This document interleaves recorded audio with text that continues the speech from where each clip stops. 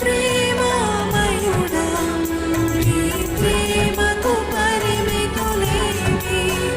కృప చూపు కృపగల దేవా, నీ కృపకు సాటి ఏది? నీ పాటిదాననయా,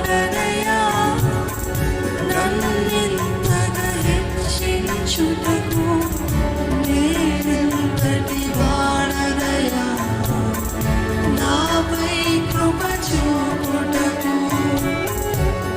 ఏ పాటిదాననయా,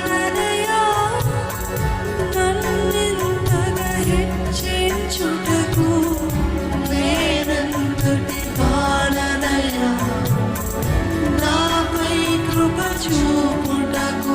క్షమించడం కానీ, తగ్గించుకోవడం కానీ, ఓడ్చుకోవడం కానీ, ఇవన్నీ నేను చేస్తుంటే ఎవ్వరు గుర్తించట్లేదండి. అందరూ నన్ను తక్కువ అంచనా వేస్తున్నారండి, నన్ను గేలి చేస్తున్నారండి అని అంటే, మీరున్నారు కాబట్టి అది నిలబడుతుందని నమ్ముతున్నారా?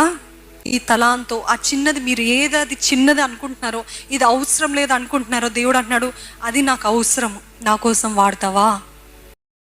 ఆయన హెచ్చిస్తే ఎవరు తగ్గించగలుగుతాడు? ఆయన తగ్గిస్తే ఎవరు హెచ్చించగలుగుతారు? ఆయన కోసం చేయండి ఏది చేసినా.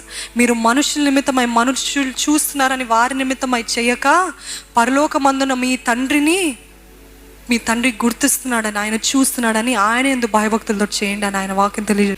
What ever is hidden is the most precious to God. Hallelujah. ఏదైతే దాగి ఉండబడిందో అదే దేవుని దృష్టిలో బహు ఘనమైనదంట.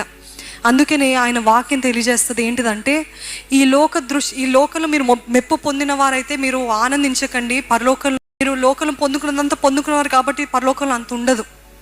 కానీ ఈ లోకంలో మెప్పు పొందట్లేదు కదా, ఈ లోకంలో ఎవరు గుర్తించట్లేదు కదా, పరలోకంలో మీకు గొప్ప పేరు ఇవ్వబడుతుంది. పరలోకంలో మీ నిమిత్తమై గొప్ప ఆనందం కలుగుతుందని ఆయన వాక్యం తెలియజేస్తుంది.